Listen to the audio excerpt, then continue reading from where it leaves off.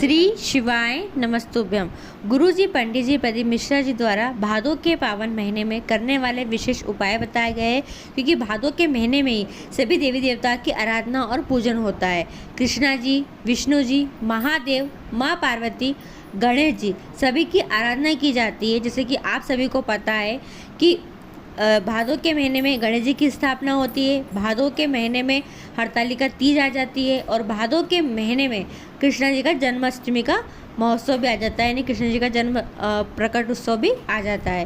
तो ये विशेष भगवानों की पूजा अर्चना तो इस पावन महीने में होती है।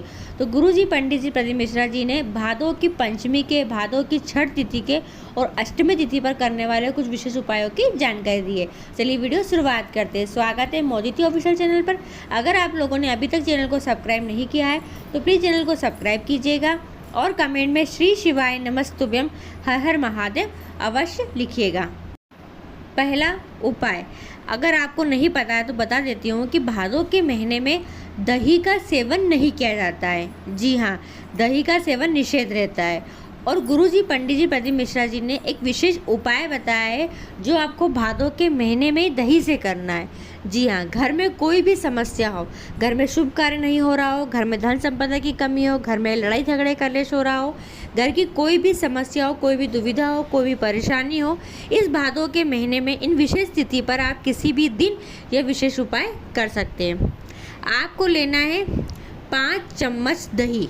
एक कटोरी के अंदर दही ले ले और उसे नाप कर ले। कितने चम्मच लेना है? 5 चम्मच दही आपको लेना है। और आपको लेना है 1 लोटा जल। ये लेकर आपको जाना है वट वृक्ष के नीचे। हाँ जी, वट वृक्ष के नीचे बैठकर वृक्ष की मट्टी से ही, वट वृक्ष की जो मट्टी है जड़ की, उस मट्टी से एक छोटा सा शिवलिंग का निर्माण करना है।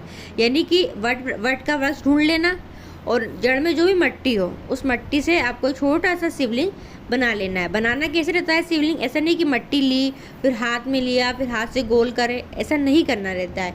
जो जड़ में मट्टी है उसको ढेले के रूप में ऊपर ऊंचा करेंगे तो शिवलिंग बन जाएगा। करेंगे क्या? सबसे पहले जल समर्पित कर दो वटकेश्वर महादेव का नाम लेकर, और उसी शिवलिंग के ऊपर आपको 5 चम्मच दही समर्पित करना है। कितनी बार? 5 बार। 1-1 चम्मच दही आपको समर्पित करते जाना है। तो पूरा आपको 5 बार 5 चम्मच दही समर्पित कर देना है। फिर आपको बाबा की पूजा अर्चना कर लेना है। पूजा अर्चना पूरी करना है। कैसे करोगे? चंदन, चावल, अबीर, गुलाल, बेलपत्री, पुष्प जो अधिक से अधिक चढ़ा सकते हैं आप समर्पित कर दीजिए। अब आपने जो दही समर्पित किया है उस दही को थोड़ा सा प्राप्त कर घर लेकर आना है। हाँ जी, उसके पहले इस बात का ध्यान रखना, दही को पहले प्राप्त किया, फिर उसके बाद जो शिवलिंग का निर्माण किया है ना, उस शिवलिंग का आपको विसर्जन भी करना ही है। जी हाँ, या तो उसी वृक्ष के नीचे कर दें या फिर किसी बर्तन पात्र में भी आप करके रख कर आ सकते हैं। ठीक है। आपने जो दही लेकर आए हैं, प्राप्त करा है आपने दही को, उस दही को लाकर अपने ही घर के मुख्य द्वार पर लेफ्ट साइड और राइट साइड दोनों ही साइड पर आपको 1-1 स्वास्तिक का निर्माण करना है। किससे करेंगे? दही से करना है। जो आपने बाबा को चढ़ाया था उसी दही को प्राप्त किया है, उसी दही से आपको 2 स्वास्तिक बना देना है। ये विशेष उपाय भादों के माह में करके देखना, आपकी जो भी समस्या होगी वह अवश्य दूर होगी ही होगी।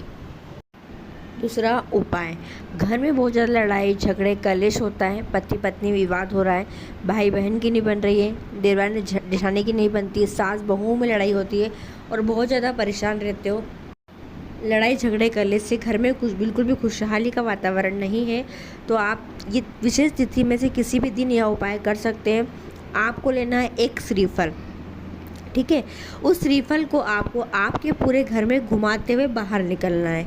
जी हाँ, इस तरीके से घुमाना कि आप जब घुमाएं तो फिर आप बाहर निकल जाए तो पलट के अपने घर की ओर ना देखें। तो पूरे घर में घुमाते हुए आपको चारों दिशाओं में घुमाते हुए बाहर निकलना है। अब उस श्रीफल के ऊपर आपको लपेटना है मोली। कितनी बार? कम से कम 5 बार। उस श्रीफल के ऊपर 5 बार मोली लपटे। मोली लपेटकर उस श्रीफल को जिस व्यक्ति से आपकी बहुत ज़्यादा लड़ाई झगड़े कलेश है उस व्यक्ति का नाम बोलकर महादेव पर समर्पित कर दीजिए। हाँ जी, फिर देखना उस व्यक्ति से आपकी लड़ाई झगड़े समाप्त हो जाएंगे, वाद विवाद समाप्त हो जाएंगे, प्रेम बढ़ेगा, प्यार बढ़ेगा, पत्नी पत्नी में विवाद क्यों ना हो रहा वो भी लड़ाई झगड़े दूर हो जाएंगे। तो विशेष उपाय घर कलेश को दूर करने का है। आप भादों के महीने में किसी भी दिन कर सकते हैं। तीसरा उपाय जो है ये है 26 अगस्त का। ये उसी दिन करना है, 26 अगस्त को करना है, सोमवार की अष्टमी के दिन करना है। कोई भी मनोकामना काफ़ी समय से पूरी नहीं हुई है, अधूरी है, या कह सकते हैं कि अटका हुआ कार्य है आपका, या आपको ऐसा लग रहा है किसी ने आपका कार्य होने से रोक दिया है, बाधा दे रहा है हमें, ये हमें हानि पहुंचाना चाहता है, हमारे बच्चों का विवाह नहीं हो रहा है, नौकरी नहीं लग पा रही है, हम नया मकान नहीं खरीद पा रहे हैं, पैसों की तंगी दूर नहीं हो पा रही है, तो सोमवार की अष्टमी के दिन आपको क्या करना है, अलग 5 वृक्ष की 5 पत्ती ले लेना है, यानी हर एक वृक्ष की 1 पत्ती, तो ऐसे 5 वृक्ष की 5 पत्ती। ठीक है, समझ में आ गया आपको। पीपल, बेलपत्री, समीपत्र, आंवला, अशोक की पत्ती, कोई सी भी 5 वृक्ष की अलग अलग एक वृक्ष की पत्ती आप ले सकते हैं। और आपको लेना है एक सफ़ेद पुष्प, ये लेकर आपको जाना है शिवालय पहुंचकर आपको बाबा से कहना है, हे महादेव, हे निर्मलेश्वर महादेव। महादेव का नाम लेना है। क्या नाम लोगे? निर्मलेश्वर महादेव। बाबा, आज मैं आपके द्वार आई हूँ और ये उपाय कर रही हूँ, मेरी सारी समस्याओं को आपको दूर करना ही करना है। तो क्या करेंगे, 5 वृक्ष की पत्ती और एक सफ़ेद पुष्प को महादेव की सबसे छोटी पुत्री माँ अशोक सुंदरी के स्थान पर स्पर्श कराएंगे। ठीक है, माँ अशोक सुंदरी के स्थान पर स्पर्श कराकर फिर आपको शिवलिंग के ऊपर निर्मलेश्वर महादेव का नाम बोलकर समर्पित कर देना है। बस इतना सा करना है। कब करोगे? 26 अगस्त को सुबह से लेकर शाम तक, जब आपको समय मिल जाए आप यह विशेष उपाय कर सकते हैं। चौथा उपाय देखिए, हल षष्ठी तिथि जो कि है 25 अगस्त को, जो महिलाएं व्रत धारण करती है वो 25 अगस्त को व्रत रखे। जी है, क्योंकि जो विशेष तिथि है छठ की वो है हल षष्ठी तिथि, पंचमी तिथि के दिन। इस दिन कृष्णा जी के बड़े भाई बलराम जी की पूजा अर्चना की जाती है और बलराम जी का जो शस्त्र है वो होता है हल। इसलिए जो महिलाएं व्रत धारण करती है वह हल से जोती हुई चीज़ों का सेवन नहीं करती है, यानी इस दिन वो खाती है मोरधन, यानी कि उस दिन वो चावल गेहूँ नहीं खाती, वो मोरधन के दाने खाती है।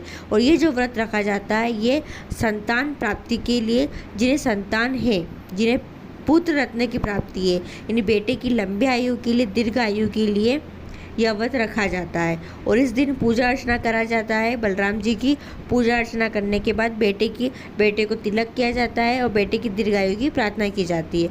अगर आप व्रत धारण नहीं करते हैं इस दिन, तो आप क्या करें, कहानी सुन लें, कहानी सुन सकते हैं तो कहानी सुन लें, उससे हमें व्रत के तुल्य फल की प्राप्ति हो जाती है। और यह विशेष उपाय जिन्हें पुत्र रत्न की प्राप्ति है वह महिलाएं ही रखती है। पांचवा उपाय, अगर आप सावन की पंचमी पर उपाय नहीं कर पाए थे तो भादों की पंचमी पर उपाय कीजिएगा। धन संपदा 2 गुनी बढ़ जाएगी, पैसों की तंगी दूर होगी, कड़की दूर होगी, आवक की आवक होगी। हाँ जी, ये उपाय घर पर ही किया जाता है और विशेष धन प्राप्ति के लिए किया जाता है। इस उपाय में आपको मीठा पानी से उपाय करना है। मीठा पानी बोले तो गुड़ को पानी में घोले और गुड़ वाला पानी तैयार कर लीजिए। उस गुड़ वाले पानी को आपको क्या करना है, आपके घर में जो भी तुलसी माता की क्यारी में उस गुड़ वाले पानी को अपना नाम और गोत्र बोलते हुए 7 बार छोड़ देना है। यानी कि अपनी अंजेरी में, अपने हथेली में जल डाला, यानी गुड़ का पानी लिया, अपना नाम और गोत्र बोला और तुलसी के पौधे में छोड़ते जाओ। ऐसे आपको कम से कम 5 से 7 बार करना है। यह विशेष उपाय धन संपदा वृद्धि के लिए किया जाता है। जिन लोगों ने किया है उन्हें बहुत धन की प्राप्ति हुई है। साल भर के अंदर बाबा क्या दे जाते हैं हमें कुछ पता नहीं चलता है। तो ये विशेष उपाय हैं जो आप भादों के पावन महीने में इन विशेष तिथि पर कर सकते हैं। अगर आपको वीडियो पसंद आती है, आपके लिए थोड़ी बहुत उपयोगी रहती है, तो प्लीज़ और लोगों तक जरूर शेयर कीजिएगा। श्री शिवाय नमस्तुभ्यम। हर हर महादेव।